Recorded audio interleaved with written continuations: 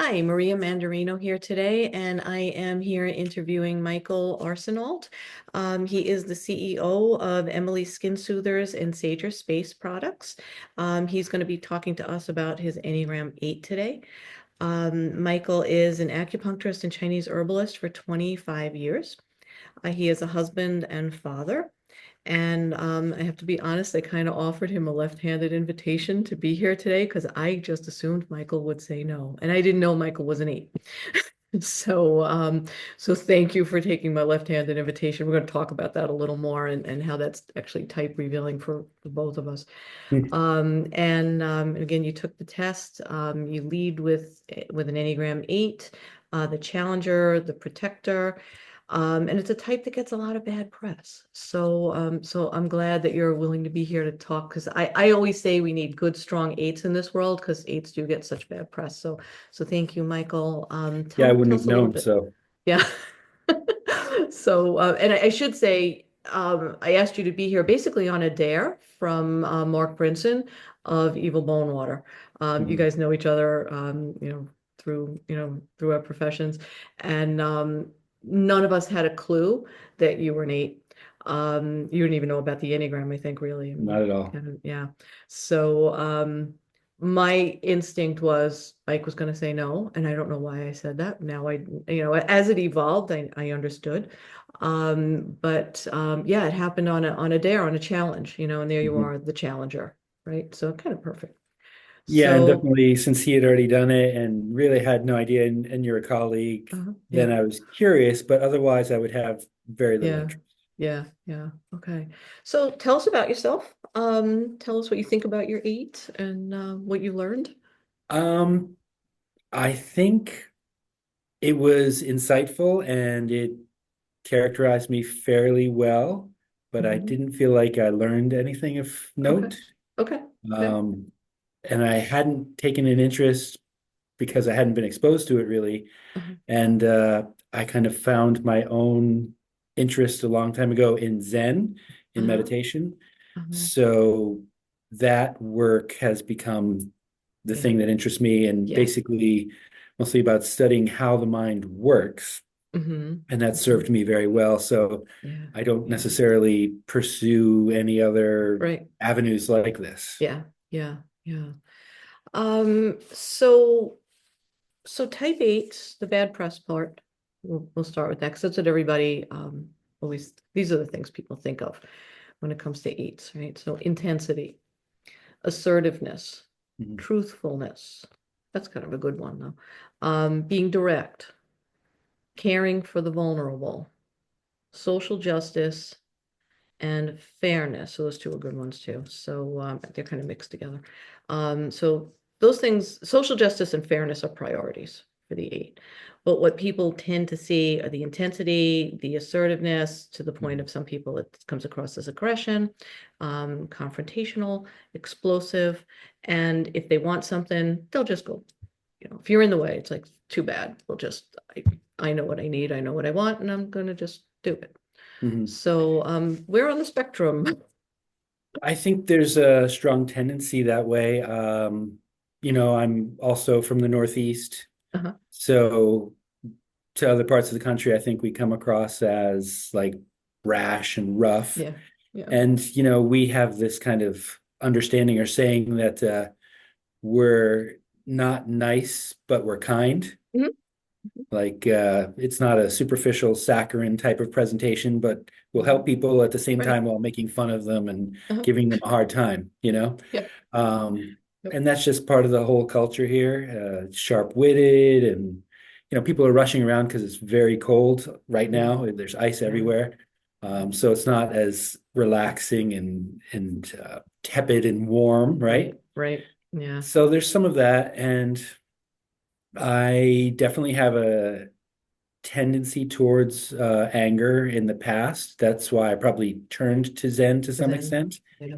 And when I read about the connection to five, Mhm. I saw, in the past, I definitely had a philosophical bent, very strong overthinking type of Mhm. tendency. Mhm. But Zen really helped me with that. I came Yeah. into contact with it in college, and it basically the thing that caught me was, your mind creates your suffering. Yeah. And Yeah. if you understand your mind, then you have a Mhm. lot of insight into your suffering. Yeah. And I lived at Zen Center for a number of years, and I've been practicing since I was in my early 20s, Wow. so Wow. decades. Yeah. And it Yeah. has had a huge, profound effect to Yeah. moderate some of those tendencies. So I'm a lot Hmm. more aware of the tendencies Yeah. and aware of how they can affect people. Like Yeah. I do have a mean looking face somewhat when I'm walking around. I'm just, thinking about stuff or like Yeah. rushing and getting stuff done. And I'm 6 foot tall and 225 and I work out hard. So You walk into a room, people know it. sometimes, yeah, people, Okay. I guess people can perceive it as too intense or Right. be intimidated. Hmm. I'm not trying to, but Right. it comes across that Exactly. way. Yeah. Yeah. So when I went to get a dog, I wanted to get a Cane Corso, which I really love. But my wife said there's no way you can walk around with that dog. It'll and have it in the office. So I got a Golden Doodle. Yeah. And Yeah. it's really funny because he's exactly the opposite. He's the wimpiest dog ever. Aw. It's super sweet. And I've had to like step in and physically save him from attack multiple Aw. times, which I Wow. have zero hesitation in doing. So that's Yeah. also the tendency. Like Yeah. someone threatens someone Yeah. in my Yeah. That you can realm. protect. Yeah. Yeah. Yeah. So I've saved him from a pit bull and a Oh, wow. Rottweiler Oh my and gosh. just step Wow. right in the middle and I could care less. Wow. Wow. But That instinct of the eight. That's yeah, that's awesome. So eights are body types. I don't know. Did you look that far I into did this? not see that. No. Yeah, so we have body types, head types, and heart types. Okay. And so eight is a body type, but because of the lines in the Enneagram, they're kind of more balanced because they have access to the head through the five and to the heart through the two. So we'll talk about that a little bit more. Um, so tell us about, it's funny you talked about your dog already because I have him on the list of things I want to talk about. But tell us first about Emily's and how that came about, because I think that speaks so beautifully to your eight. Yeah, I mean, I had no intention of creating a business. Basically, my daughter had eczema, and the standard course would be to go to the doctor and get a steroid, which has negative, Mhm. connotations because of the potential for becoming dependent on it and getting Mhm. addicted to using it, and then having Mhm. topical steroid withdrawal and other side Right. effects, and using Yeah. them long term Yeah. definitely can cause side effects. So I didn't want to do that, and I Mhm. had some herbal training, so I decided to just use that and make something just for her, and it worked out pretty well. And then I Yeah. decided, well, I might as well use it in my practice a little bit without much thinking about it. Yeah. Just use it with patients who had some Mhm. long-standing skin problems, eczema, that were not responsive because it's a hard to treat Yeah. condition, and it responded well. So I said, oh, I might as well offer it to the general public. And Mhm. I had no real kind of understanding of how to go about that. So I just did it. Mhm. Yeah. I brought it to the local health food store. I went and sought out articles from local reporters in the newspaper, Yeah. and I didn't know what I was doing. I just made it up Mhm. um, without overthinking it. Yep. And it just happened to come together. We got into the Yeah. Boston Globe within the first few months, which Wow. got us into a local news coverage on the news station, and they Yeah. released it over the uh, kind of their network, and people Mhm. picked it up all over the country Wow. within the first few months Wow. of the business, and it played all over the country. And then there was such a huge demand for the product that we had like a huge Mhm. back order within the first few months, Wow. and stores looking for it, and it was just Yeah. crazy. Yeah. Yeah. I found out about it when I was in acupuncture school. Our school carried the Emily's Mhm. creams. So yeah. And then so definitely that, well, two things in the eight. It's that protective dad that's going to just step in and do what needs to be done for his daughter to help her out, right? And then just this instinctual response to just help people and get it out there. And then here it is. And so tell Yeah. people like how far reaching this is now, like where you can find your Yeah, products it's in now. Whole Foods in our region, Yeah. health food stores across the country, and carried by acupuncturists all over. And then we have Yeah. a online, so people buy it direct. Yeah, It's yeah. been 17 years. Wow, wow, awesome, awesome. So, what drives you, not just in business, but what drives you? Yeah, I mean, I've been lucky to find work that I really enjoy and just helping people, and it's problem solving too. Like when I still see patients, Yeah. even though I probably could do just the Emily's, I Uh-huh. kept it up. I've just cut back the contact hours because I really like working with people directly, but Yeah. also the puzzle. Uh, People come in and it's a complex thing, and people usually come in with things that have not responded well to other forms of treatment. They come as a last resort. yeah. So it's a bit of a puzzle. And then it's kind of exciting to offer them help with things that they've found to be not responsive to standard treatments. Yeah. And the same with the skincare. Eczema is really hard to treat. Hmm. And we get just these crazy before and after pictures and Hmm. testimonials Yeah. every week now. Yeah. And it's really thrilling to be able to help people that I'll never run into in life and Hmm. all over the Right. world, Right. just from something that was inspired by helping my daughter. Yeah. So Yeah. it's Yeah. a fun process. So mostly, helping. And before that, I was a community Yeah. college professor. So same idea, Yeah. The helping. giving. Yeah. Yeah, Did you get to look at the two line in the Enneagram? I don't think so. Okay, I'll bring up the chair.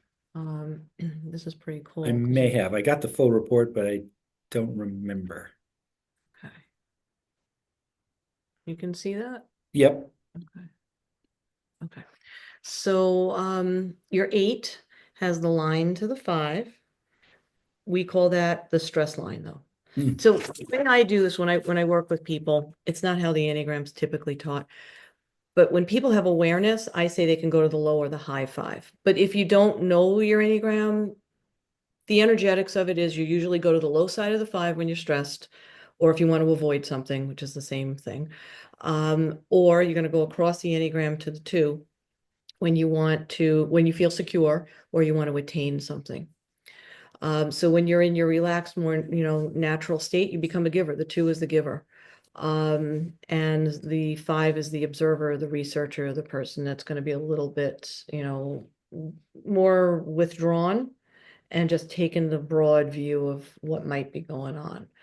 Um, so that's kind of what I heard there with the 2 and the giving and wanting to help people. Um, and the other thing I wondered, I'm going to take this off. I'm going to be going back and forth into this. Um, with patience, is any of it beyond the puzzle? Because that would be the 5 energy. Um, Is there a challenge in trying to help somebody that hasn't been able to get help otherwise? Oh Is yeah, I it? mean, now as practicing 25 years, I've seen patterns over and over, and I've seen Mhm. high volumes of people. I used to work in a hospital too, so it used to Mm. be my private practice in the hospital, and now I see the patterns very quickly, and Uh-huh.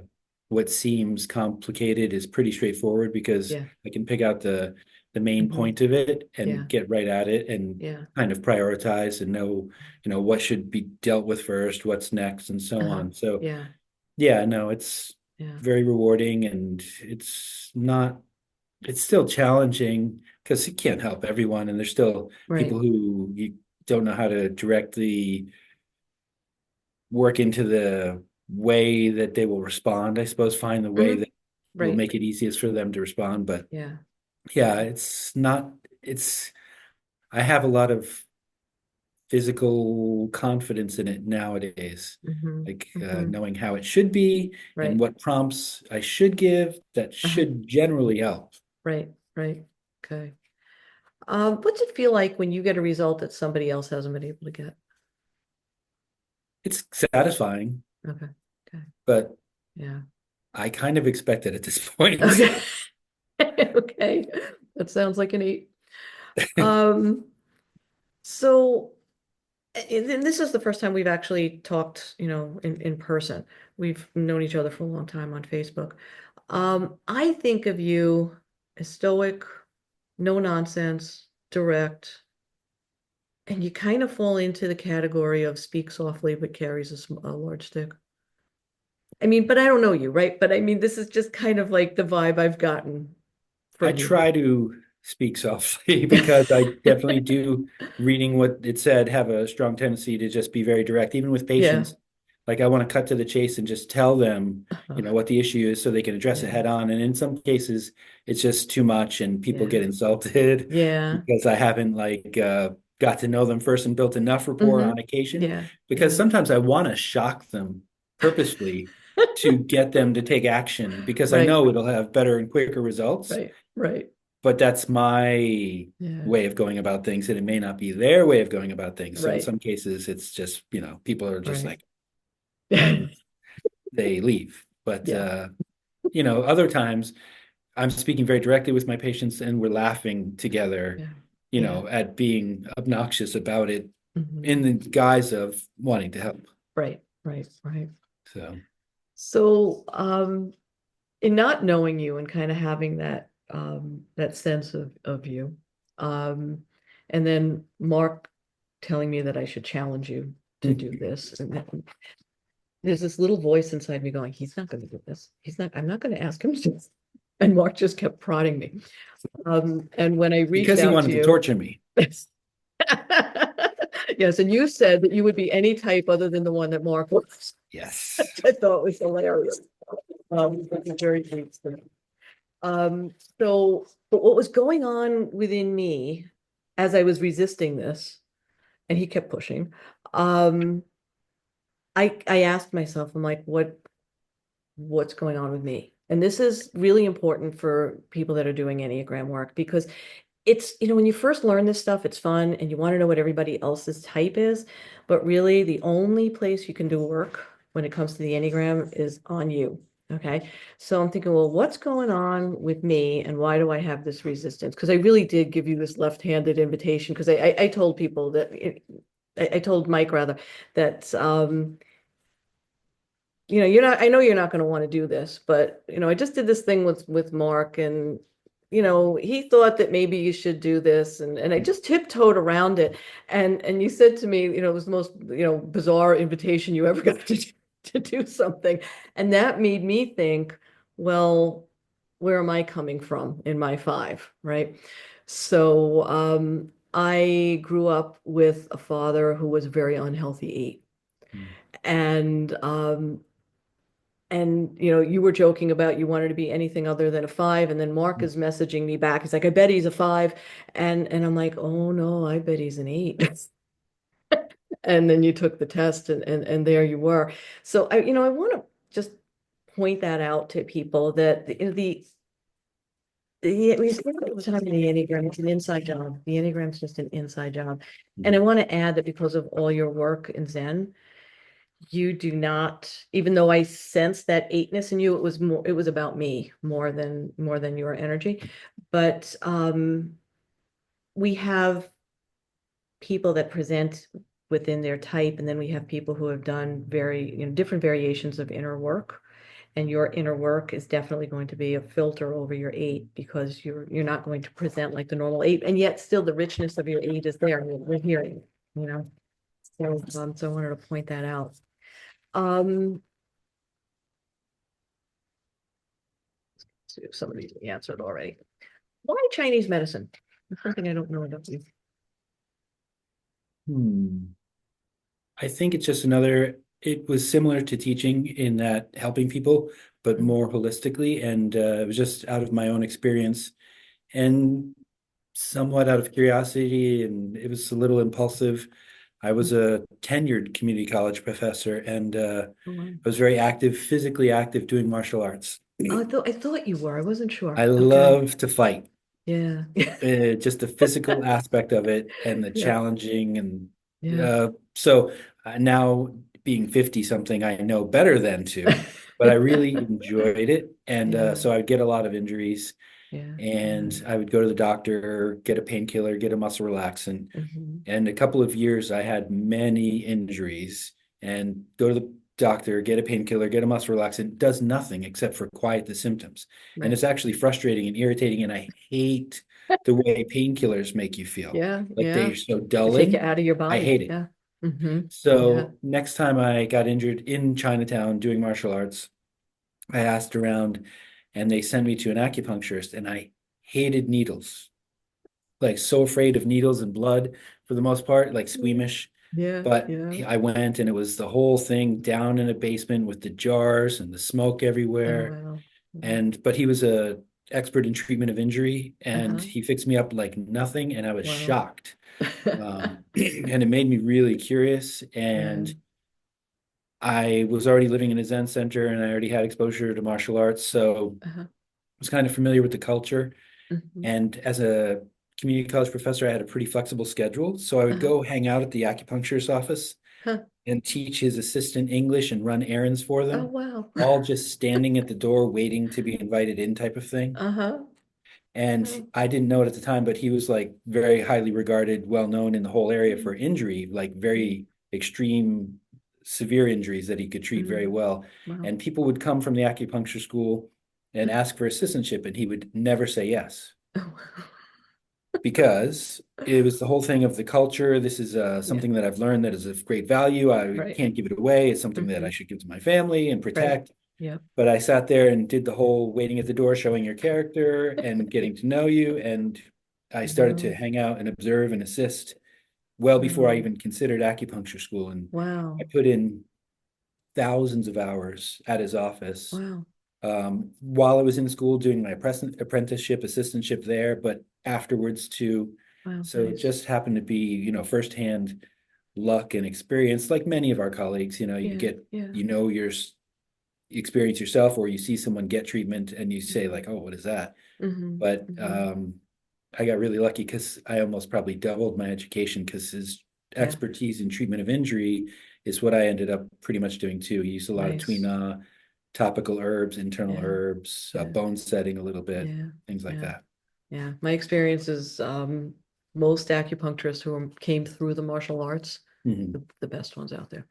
For the So yeah. musculoskeletal stuff, because that was Yeah. their Hmm. interest typically. Yeah. Yeah. Yeah. So knowing a little bit about being an eight now, um, how would you say becoming a dad informed your eight? What kind of a dad were you? Well, I would say that I'm ridiculously dedicated to my child. Yeah. And it's interesting because I saw some of the things about like very controlling and very dominating and Hmm. things like that. Yeah, that's the unhealthy. Yeah. I don't like she's free to do whatever she wants because she's so smart and responsible that she Hmm. hasn't given me any cause Yeah. to try Yeah. to control her. Yeah. So she's Yeah. very self-motivated. She doesn't get in Yeah. any trouble. So Uh, she's got complete and total freedom. hmm. But I think we set very high expectations for her. Hmm. Uh, Hmm. and she lives up to them Yeah. because uh, she feels loved, Hmm. and Hmm. I was actually curious about the Enneagram because I don't know anything about it. If they talk about how the types become the types, Hmm. Yeah, we do. because Yeah. I think that I know how I became an eight, even though I don't know much Mhm. about being an eight, Yeah. except for it describes me pretty well. Yeah.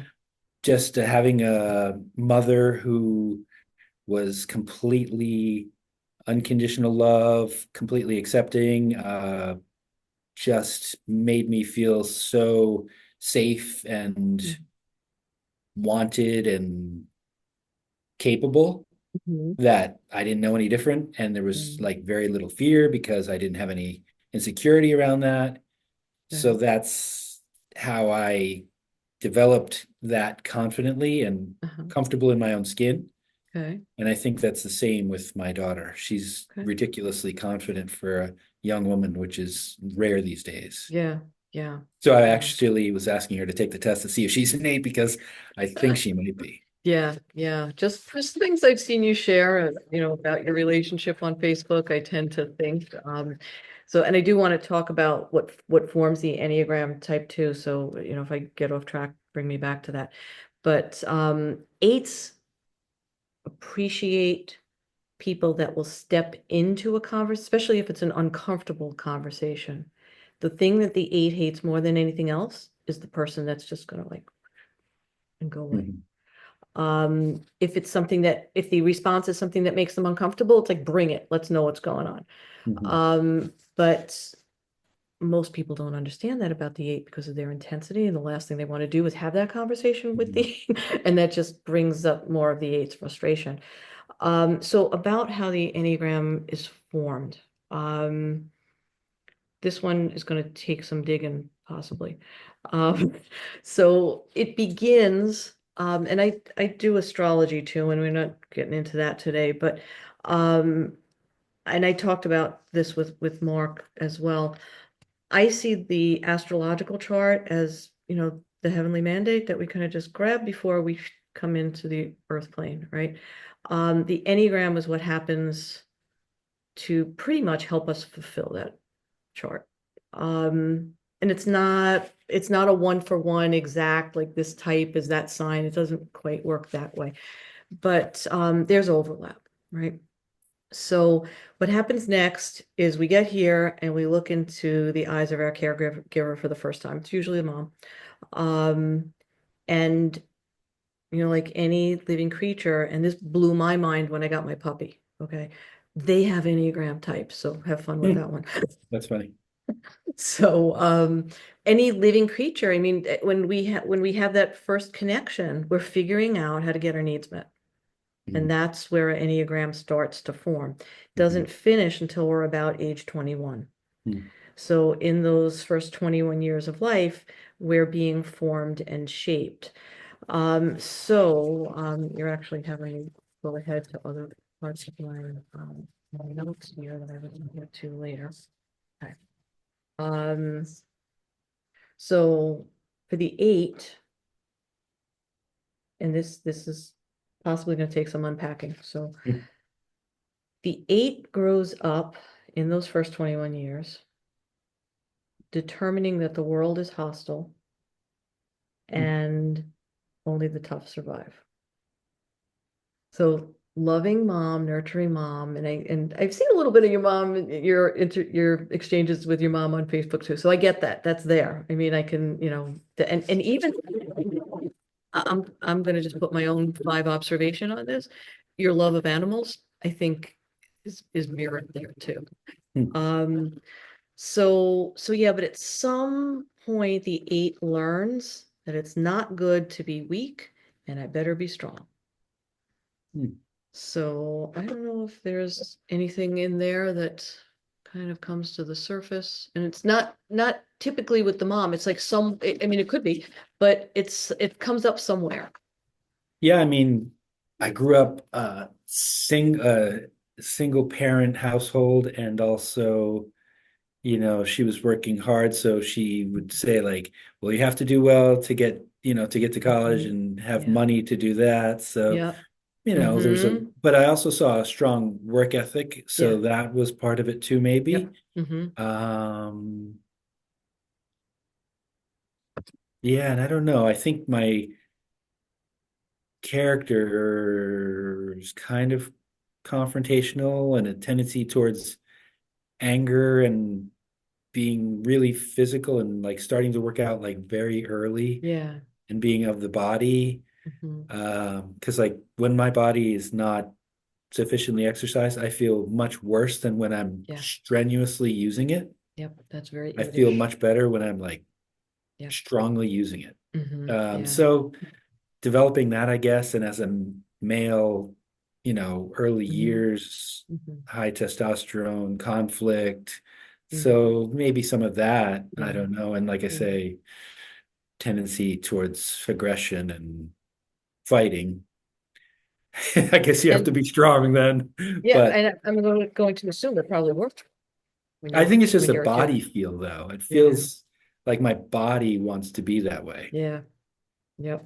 That's I, an amazing statement for an eight that hasn't read a lot on the Enneagram yet, because that's like right out of the textbook. that's funny. Yeah, no, I mean, that's my experience, really.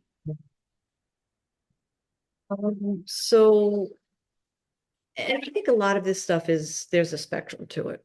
Okay, I don't think it's, cookie cutter. But they say that usually at some point in the development of the eight, there's a loss of innocence. And what that turns into as the eight, matures, is a fear of vulnerability, or again, spectrum, okay, fear or severe discomfort with being vulnerable. And the Hmm. reason is it's not smart to be vulnerable, it's smarter to be tough. Yeah, I saw that and I was trying to look into it and see. And I mean, I think there's the yin and the yang aspect of Mhm, like, of course, being strong, being mhm, vulnerable. mhm, But I couldn't find any clear reason or impulse underneath. It just felt like the body has a strong physical need and tendency yeah. to feel more vigorous and more well when I'm strong. And then in terms of other things being strong, um, I don't know. I think, like I say, because of my mother, I don't feel a lot of like fear Mhm, or insecurity too mhm, much. So mhm, I don't know. I see that as possibly the opposite of strong, mhm. but I don't have a real strong awareness of the strength being a necessary armoring because of that. Right. So I'm gonna ask you a couple questions. Is your mom tough? Yeah. Okay. Tough on herself too, tough on, not tough on you, but disciplined? No, No? um, disciplined, but I Okay. don't like just not critical of herself either. Right, right. But there was Just like expectations. Okay. hardworking, solid, Hmm. grounded. Right, right. Um, Okay, my grandmother too. okay, okay. So I don't know. So were you the kid that came home and did the responsible things while mom was working and Not a lot. I went out no? and ran around with my friends all day Yeah. and came home like late at night, like out for hours, doing all Okay. types of crazy stuff. Okay. Okay. But I mean, I was Um, responsible for taking care of myself and getting some food and, yeah. stuff like Yeah. that. That's kind of how the eight starts to form. It's they're given more adult-like responsibilities Yeah, I can sooner see that. than the average kid. And then they Hmm. just step again, it's that stepping, it's kind of that body energy that you're talking about. It's like, yeah, okay, I can do that. And then it just becomes who they are. Hmm. And there's a sense of either toughness, strength, responsibility, again, Hmm. spectrum, right, is rewarded. Hmm. So again, when we're looking to get our needs met, right? Hmm.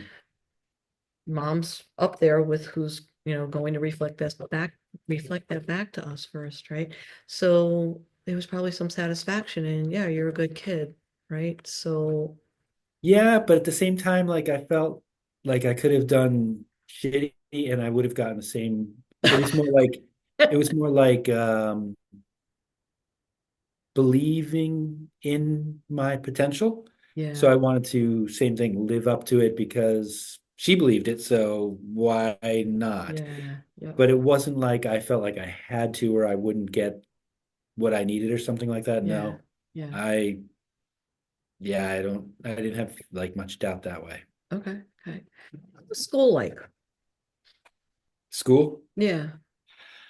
I was in a small town in Connecticut. It was really small school and rural kind of country. And I Uh-huh. was like kind of punk rock and iconoclastic and rebellious. But school Mm. was easy, Ah, and I graduated like eighth in my class or something. okay, okay. Um, were you the tough kid? Not really, just rebellious. Didn't get much trouble, much. Okay, Um, did well in grades and stuff. I played okay, sports too, okay, okay. but um, not really. What about people around you who maybe needed help or were perceived as more vulnerable? Did you pay attention to them or To some extent, nothing very out of the ordinary or noticeable. Mm, I can't say no? no. Okay. Um, so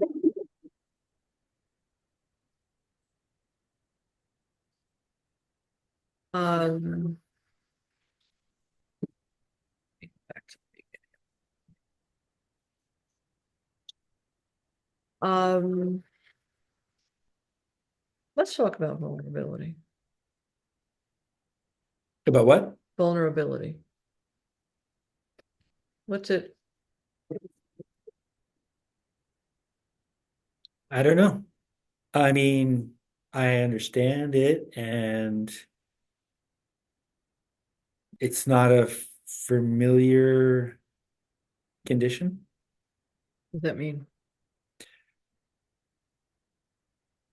I think with the having studied Zen and meditating for a long, long time, Mm, I have some insight into how my mind works yeah. and how it can create situations or suffering, strong opinions. Mhm. Mhm. And if I have insight into it and have some degree of objectivity when I see it, Mhm. then I don't have to experience very unpleasant Okay. feelings. Okay. So, and again, this gets back to all the work that you've done on yourself. So, all of that filters your eight. Filters your eight. Um, It's so not, before, yeah, I don't necessarily feel like I'm trying to avoid it, but I would say that luckily, 80-90% of the time, I really like where my mind is. yeah, It doesn't bother me much. yeah, And when it does, there are remedies, you know? yeah, yeah. So when I experience, like I say, if you talk about vulnerability, I may experience it as like a bittersweet feeling, Mhm. like openness of the heart, Right. but at the same time, a gratefulness for that discomfort Mhm. because I feel lucky to be able to experience that or to have that strong feeling. It's Mhm. a privilege, Yeah, you yeah. know? So Mhm. when I feel sad, when I miss someone, I'm grateful Yeah, at that, the same yeah, time. that makes So it doesn't sense. feel particularly vulnerable. I guess it Yeah, feels open-hearted, I suppose. yeah. Let me get back here. That is this triangle. That's the harmony of, so actually, you have the same, well, that you do have a similarity to Mark. I hate to. Oh no, I So was joking. I know you are. So there is an imaginary line. I call it the imaginary line. It's just an invisible line between 2 and 5. Okay. And that completes what we call the harmony triangle. It's not there. So that's that's that perfect movement from body to head to heart, head to body. It's that dance between those three energies. What you just said is like the complete integration of the eight. Hmm. So what I do want to ask you is before Zen, what was vulnerability like? Was it different? Incandescent anger. Oh, wow. Yeah. Is that a phrase you've used before? That's quite No, a, but it explains it. Yeah. okay. Tell me more. Just that tendency towards rage. Because, Yeah, just yeah, when that would be the way things if things were unreasonable or outrageous or not right, that would be the physical reaction tendency. What do you mean by not chemical. right? Yeah, what do you mean? Um, if people were mistreating others, or if Mhm. I'd be blamed for something that wasn't mine, Mhm. things like that, being Mhm. outraged at the ridiculousness of a situation, something like that, Mhm. it would just Mhm. be anger. Okay. And that was definitely why I sought out some other way Yeah. to Yeah, understand Zen it. practice. Yeah. Well, how did you come to Zen practice? Like what, I mean, did someone, Just maybe freshman course in wow. comparative religion. I loved Huh. philosophy and was interested in the religions, and they talked about Buddhism, and I was very intrigued and Yeah.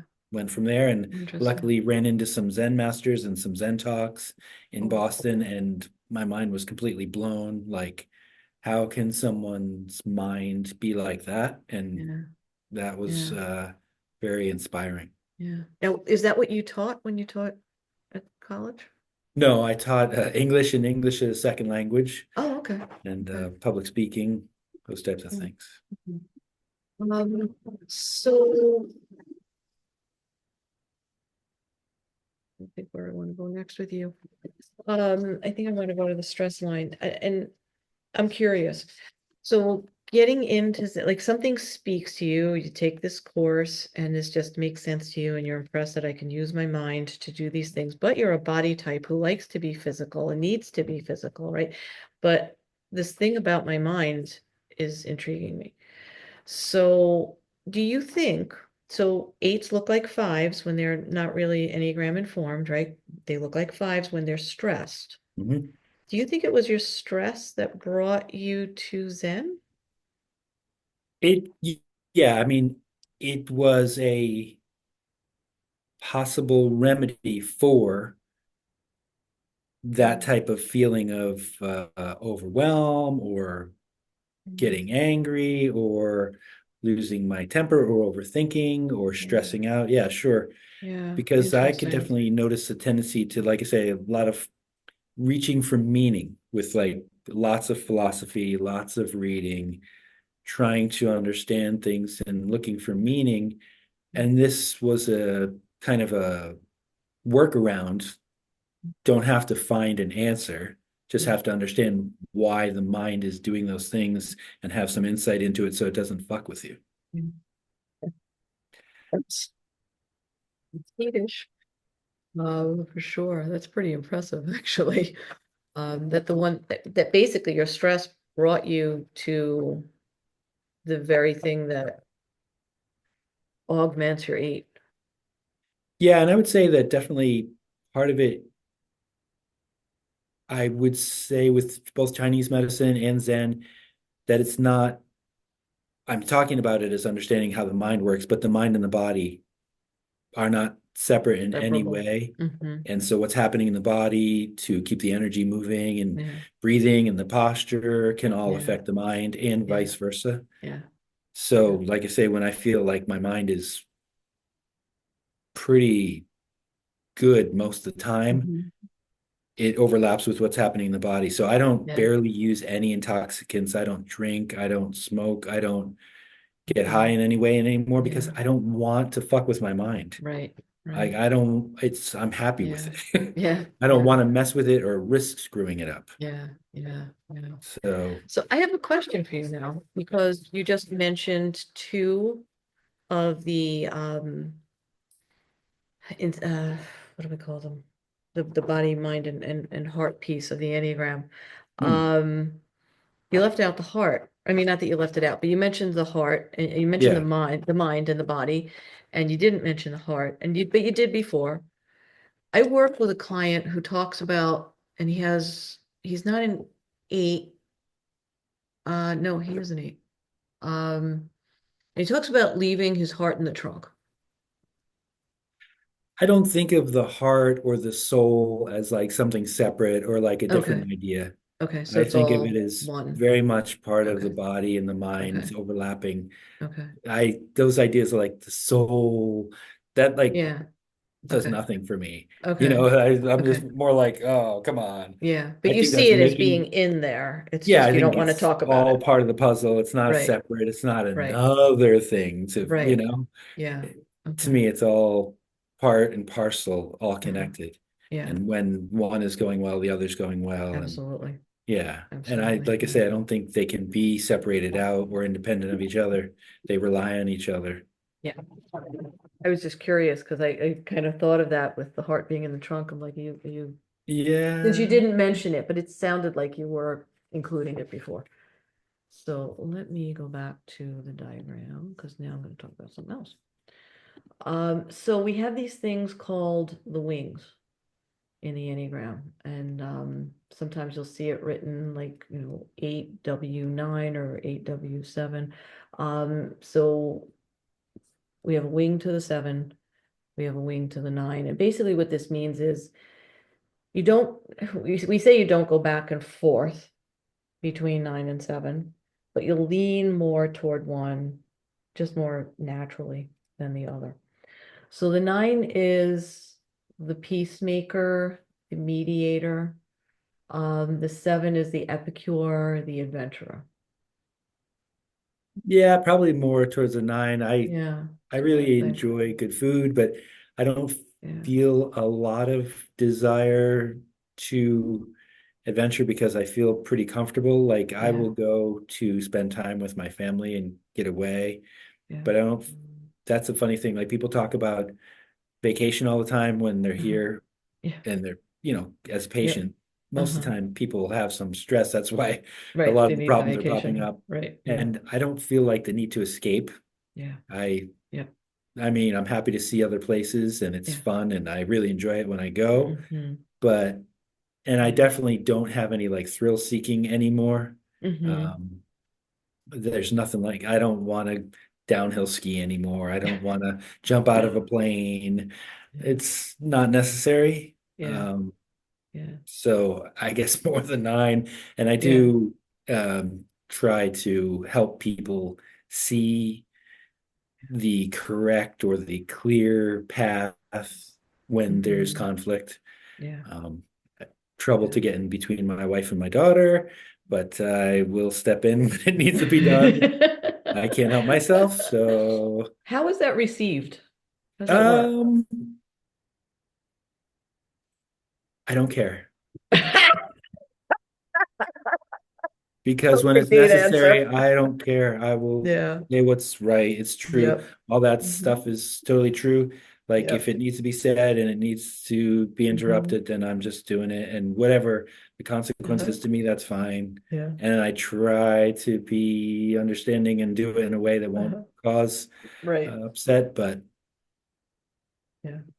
Yeah. so, it's Okay. never welcome, but when there's real Hmm. issues and sometimes Yeah. this needs to be done. Yeah. Yep. Perfect date answer again. So, one of the things that I love about your post, particularly we're both from the Northeast, you're Boston, I'm New York, and we won't talk about baseball. But one of the things I love about your posts, your photography posts, your walks with Aubin, is that Yeah, have your open. dog's name? This beautiful golden doodle. Um, and you take Aubin on these, I presume, long walks. Are they long? They look Yeah, like they would be he long. takes me on long walks, like at Okay. least 3 times a day. Oh wow. Yeah, Yeah. and it's really enjoyable. I Yeah. wouldn't necessarily do it as much if not with the dog. And Yeah. yeah, there's lots of beauty everywhere, all Yeah. over the place, and get a chance to be in the moment and Yeah. enjoy, um, Yeah. yeah, appreciation for just the beauty that's around us all the time. And Yeah. Zen is very much about being present, being in the Hmm. moment. Yeah. Yeah. So yeah, I'm not sitting there in my head thinking about this or that Hmm. most of Yeah. the time, Yeah. unless I have stuff to do, but Hmm. it's really enjoyable. Yeah. Yeah. Yeah. It's I definitely I mean I think I would enjoy them even if I were still back east, but being so far removed from there and just seeing things that we just don't have growing here. Yeah. I love your posts and I We love live the in a way you nice area, so the yeah, gardens are yeah, it's really crazy beautiful. nice. Like Yeah, not yeah, mine. I'm not doing any yeah, landscaping, but yeah. the neighborhood, But it's even beautiful. what you see, what you choose to photograph, I think that's why I kind of figured you were an eight with a nine wing, because you just see things that it's so easy for people to not notice. And Yeah, and it that's what brings I'm me trying to peace. share with my daughter and, Hmm. send her the pictures all the time. And Uh, now it's really rewarding because she sends pictures now back to me. She'll aw, take pictures out during her day and she'll send really aw, nice, well-composed, beautiful yeah, pictures. wow, So wow, I feel really nice. proud to have kind of cultivated an Yeah, that appreciation for appreciation. beauty and appreciation for the Yeah, moment in nice, her. And nice. she seems to be enjoying it too. Yeah, beautiful, beautiful. She's far away in school or where? In San Diego. Oh, whoa, that's far away. Yep. Okay. First Very year. nice. Wow, wow. Nice. Okay.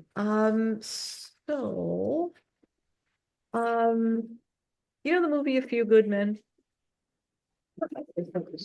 I don't remember. Um, his character in there, Colonel Joe. And there's a court scene toward the end of the movie where he's a really unhealthy and corrupt and he's finally on the stand and Tom Cruise has him right where he wants him and he unravels and he talks about the truth and Jack Nicholson snaps at him and he says I you know that can't scene. handle the truth. Right. Yeah, so that's the unraveling of an unhealthy eight. Some eight questions for you. What kind of a leader are you? Hands off. I expect people to do what they should do on their own, and I try not to get in the way. Mhm. Try to give them very clear directions and goals and understanding of why it should be done, and then let them do, and then try not Mhm. to get in the way unless it's absolutely necessary to make Okay. corrections. So, What would that look like? What would a correction look like? uh, talking, but people again feel like uh, it's hard to not feel criticized, I guess. And, especially if people are a little insecure. So I try to come at it in a non-emotional way. So it's easy and straightforward and just factual. But I guess people, yeah, they would feel criticized. Mhm. But Are not you, are you not aware of very, that? huh? Are you aware of that when you're interacting with someone that Yeah. they you I don't definitely yeah, try to be yeah. careful because my face is, overexpressive and, if I'm thinking, my brow is furrowed. And again, yeah. So I try to be careful because, yeah, people feel upset sometimes, Mhm. Mhm. understandably, if it comes to that. Because most of the time it's hands off, let Mhm. them do their thing, Mhm. and just try to direct from the big picture. Mhm. What if you are in a situation where there is an incompetent leader and it's affecting you? Yeah, I'm What happens? pretty confrontational. Yeah. Yeah, that's why we're not working for anyone. I work for myself and I have my own business and I can decide how things go. Yeah. I can't stand it. It's irritating. It's very irritating because it's outside of my control, right? So, Yeah. Hmm. And um, that's what I mean by the vulnerability. When I say it's a spectrum, mm, that's a moment of vulnerability. Like it's not what we think of as being mm, vulnerable, but it mhm. is that you're vulnerable to somebody's incompetence. And Yeah, no, I hate mean, that. in that case, I have removed those situations. I'm responsible for myself. Yeah, for the most part. And I can decide how and how much to work and what Mhm. to do to change the direction of the business and so Yeah. on. Yeah. And anything that comes up, it's on me, and I don't mind. You tough on yourself? Hmm? You tough on yourself? Like if, let's say you. Sorry, the audio's going in and out. Sorry. If you feel that you screwed something up, you just move on and I can fix it. yeah. Yeah. Okay. It just move along because it serves no purpose. Yeah. Yeah. It's like no, doesn't get me anywhere. Yeah. Doesn't Yeah. Right. do anything. So, Yeah. and it'll just make it worse. Yeah. Yeah. And Yep. yeah, I feel fairly competent and able to direct, except for the huge exterior sources of, change. Mhm. Um, I can do what I can do, and that's that. Yeah. Yeah. Um, More so before Zen, did you hear often that you were too much or too intense or tone it down? Those phrases that I mean, you could just sense it because, like I say, I was purposely punk rock, spiked hair, leather jacket, because I wanted to not yeah, be like everyone else. yeah, yeah. And so I expected it, I prompted it, Uh-huh. Uh-huh. so Yeah, yeah. I care. Same thing. I didn't care because I Uh-huh. put myself in that situation Yeah, purposefully. yeah, yeah. Is it easy to trust new people? Um, I don't know. Same thing. Like, I don't feel like, maybe I don't feel vulnerable because I don't have to rely on them much for other Mm, things outside of myself. So mhm. if they're trustworthy, not a problem. If they're not, not a problem. Really? So if somebody Well, betrays you, what happens? they don't necessarily get a chance, I suppose, because if they're not trustworthy, I'm not putting my trust in them. Okay, okay. Even as a kid, did you encounter that? Or they just never got their chance? No, I suppose, yeah, then just, cut them off. Yeah. Yeah. Okay, well, that's a five thing. Yeah, That's that's a five funny. thing. Yeah, we say five will just like pick up their marbles and leave the game. Yeah. Yeah. Yep. Um, is there a different or what is the difference for you between being in control or being controlled? Being controlled? Hmm. Mm, by me? By someone else. Being in control or being controlled? Yeah, I mean, again, because I'm not working for anyone Yeah, you else, remove and yourself from it. Yeah. yeah, Yeah. I'm responsible for me, Hmm. and I don't have to worry about being controlled. Hmm. Can you Um, imagine it being no, controlled? No, interesting. Okay. When you because I walk think I into would take myself out of that situation. yeah, yeah, okay.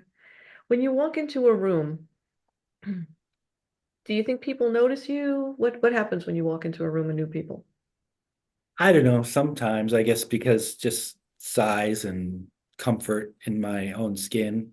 Hmm. Um, so sometimes I get funny comments like weird things like, "Oh, your aura is this or that," or um, and yeah, I mean, I don't necessarily pay much attention to it. Hmm. Yeah, yeah. Okay. I'm, an introvert to some extent too, and like I say, an only child, so Mhm. uh, I'm not that outgoing by any means. Uh-huh. Yeah, yeah, more introverted. Um, Couple of phrases that we usually associate with eight. All or nothing. Yeah. Maybe a tendency towards, but maybe moderated because I don't feel like I go to extremes per se, and I think that would be unhealthy. Yeah. But again, before Zen, right? Because you've all the work that you've done changes your eight a little bit. Hard to remember because it's over It's three still, yeah, decades, yeah, yeah, you yeah. know? And that speaks to Um, the work that you've done because it it feels that much further away. yeah, I mean, it's hard to remember that, but Yeah. yeah, and like I say, it's hard to even look at it from that perspective because even in my practice in acupuncture, I see what patients deal with and suffer with and how it comes about oftentimes. So I Mhm. try to prevent and be Yeah. aware and keep Yeah. balance. Yep. So same would be true for go big or go home. Yeah, Okay. I value my time and my energy, Oh, and wow. I am only willing to exchange as much as I desire to. Uh-huh. So when my daughter was still here, I moderated how much I would work, and Uh-huh. I Yeah. didn't grow the business as strongly or as quickly as I Right. could have or Yeah. would have because I Yeah. wanted to drive her around from place to place or be Yeah. around when she was home. Yeah. When she left, I started to push a little more, Uh-huh. and I feel like I could grow it as much or as little as I want to, Yeah. Yeah. as much as I'm willing to, like I Hmm. say, exchange time and energy. And Right. I don't need to make it huge. I want to help more Yeah. people and I want Uh-huh. to make more to make things comfortable for my Hmm. family, Hmm. but Yeah. it Yeah. doesn't have to be, Uh-huh. no. Yeah. So time and energy are 5 words. Hmm. Yeah. Time, energy, privacy. Those are 5 words. Hmm. Yeah. Yeah. So and this is kind of, even though you didn't know the Enneagram, you kind of got to your Enneagram, I think, through your Zen practice. Hmm.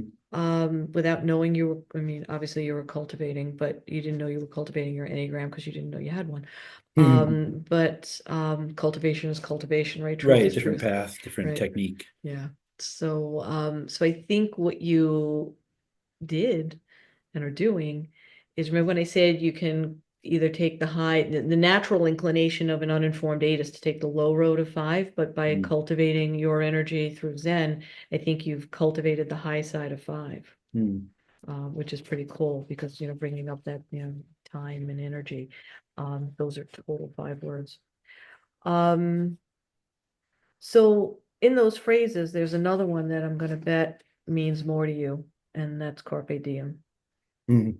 I almost got that tattooed on myself when I was 18. Oh, I have wow. a I have a hourglass with Uh-huh. blood dripping Wow. through and a skull on Wow. top. Oh, wow. Wow. I put it on when I was 18 to remind myself because I saw adults being so complacent and Wow. boring that I Wow. didn't want to ever be able to Wow. do that. Yeah. Wow. So, yeah, that's a strong phrase, like Yeah. from teenage years. Yeah. Nice. Nice. Um, so I think you haven't answered this one outright, but I'd be curious if you could take this deeper, because you've danced around it. How would you say, now knowing that you're an Enneagram 8, how would you say being an 8 informed your spirituality, or has it?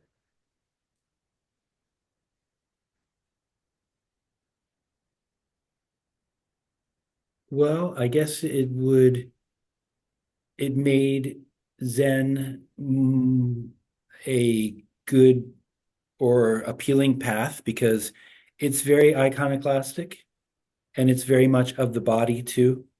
And it's depending on how it's used, but if it's a fruitful practice, um, it's embodying the mind and body together and being grounded and strong and stable. Mm, mm, Um, and confident to push through mhm, mm, the patterns and understanding. mm, So I think it was a nice fit. It meshed well, so that's probably why it appealed to me. mm, Like other forms of Buddhism even are very hierarchical, mhm, and you're very much learning from the teacher and have mhm. to show respect. And Zen is the opposite. Yeah. It's like Yeah. very iconoclastic, if you see the Buddha, kill the Buddha, Yeah. and all these things of like Mhm. students like playing jokes on their teachers or Mhm. doing crazy things. So that's probably part of why it appealed so much to me because of my nature. You mentioned box and protecting him. How how would you say Aubin nourishes your eight? So we know that you're protective of him. What if he? A lot. He's such a wimp, and he's like if I know little, I don't know enough about all the numbers, but he's overthinker and he's very anxious. Oh, so He's, you might be he's a a five. poodle, a golden Yeah, doodle, so yeah, he's really smart, too smart for his own good. yeah, yep, yeah. So I'm like soothing him and reassuring him, Oh, and definitely I'm the primary caregiver. He's with me all day at work. He comes to the yeah, office yeah. all day, most days, and Uh, yeah, I'm warning him off from danger. And like I say, if a dog is at all aggressive, I'm mm, stopping it yeah, and yeah, getting him out of the situation. yeah. So yeah, there's some of that. Now he was the breeder, if I remember the story right. The breeder chose him for you, and yeah. So what was that like as an eight? Well, yeah, that's a funny thing because it was before COVID, so they were Uh-huh. socializing the dogs every 2 weeks. Yeah. All the families that were on the list would come and Uh-huh. play with the puppies, and Yeah. they wouldn't tell you who you were getting because they were kind of trying to see who Uh-huh. meshed well. Yeah. And they had us fill out like a lengthy application about your lifestyle and your family and what the dog would be doing every day. Uh, And we didn't know till like 2 weeks Oh before, wow. but they were very experienced and very knowledgeable, and they knew their dogs very well. Yeah. And the mother dog, his mother, was like super sweet and would just lean up against your leg and Oh wow. just like a very calm and peaceful dog. And Yeah. I said, "Oh, I want that dog," you know. And he's just like that. He's Wow. very, very sweet. He's really big. My daughter and wife wanted like a small white female. He's giant black dog, and yeah, Mm, he's a good fit for me. But yeah. yeah, he's very much in the moment too, of course, as a Yeah. dog, Right. right? Yep. Yep. And of course, very physical. Not Yep. He overthinks too much for most dogs. I've never had like a really smart dog. I grew up with boxers and schnauzers. They're fairly smart, but Yeah. boxers are dumb as hell. Um, just goofy, just a real Yeah. dog. Yep. Mm, And he's a lot different, yeah. but it's nice. We get to, like I say, he takes me for walks multiple Yeah. times a day, and Mhm. yeah, Yeah. it's a lot of fun. One of the things I think too, with people with the Enneagram is where they can meet I mean, theoretically, we can connect with any type, right? So, the nine types are all together are said to be the divine. The divine has equal distribution of all nine.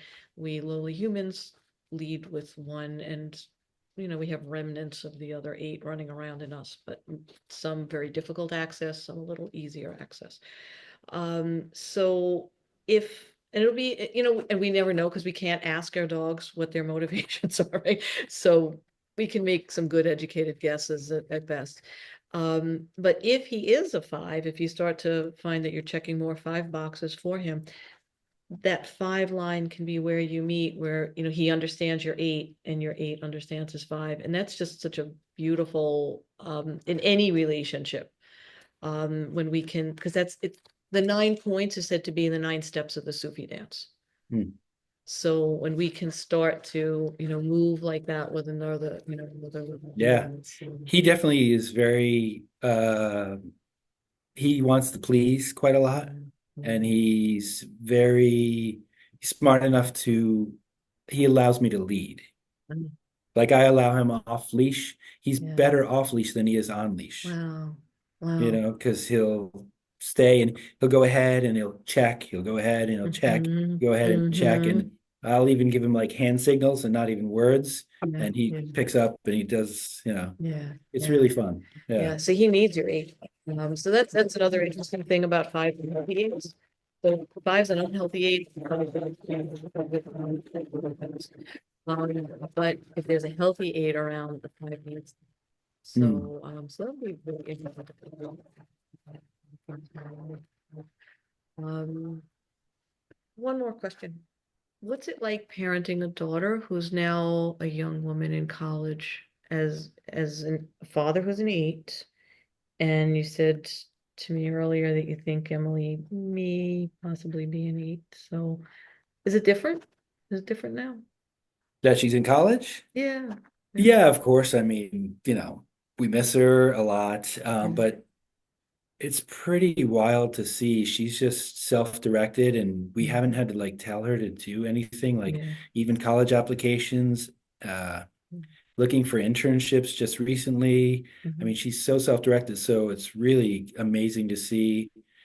She's having a great time. She's getting Mm. really good grades her first semester already. Nice. She got into like the top sorority, and she's Mhm. super outgoing, which is really weird to Oh, both of us because yeah. neither of us, my wife or nor I, are Yeah. outgoing. We're both Interesting. introverts. Yeah. She's Yeah. super outgoing. Huh. She's definitely a leader. So it's pretty wild, and Yeah. it's great to see she's Yeah. really thriving. So Nice. it's really wonderful to see. Awesome. But we miss her. Yeah. So I picked up my extra work purposefully, Uh-huh. like not only because of the cost of college, but Yeah. just to make better use of my time Yeah. now that Yeah. she's not here. Yeah. So wonderful. Thank you so much. Thank you very much. That was interesting. I'm glad I Grateful did that it. you, yes, and I'm candidate the invitation. So, tell people where they can find Emily's. And actually, you didn't talk about Sage Your Space. Do you want to throw in a little bit about, because It's that's a just a different secondary product? line that I Uh-huh. created because I had a need myself in the office Mhm. for to clear scents. Uh-huh. Sometimes when people have stronger smells, so I Uh-huh. made essential oil room sprays, a bunch of Uh-huh. different ones, and also Yep. actually to prompt and direct the treatment subtly without them Oh, necessarily even knowing. So nice. different scents to create a Yeah. different a Yeah. treatment experience. So Yeah. sometimes calming, sometimes contemplative, Yeah. sometimes clearing.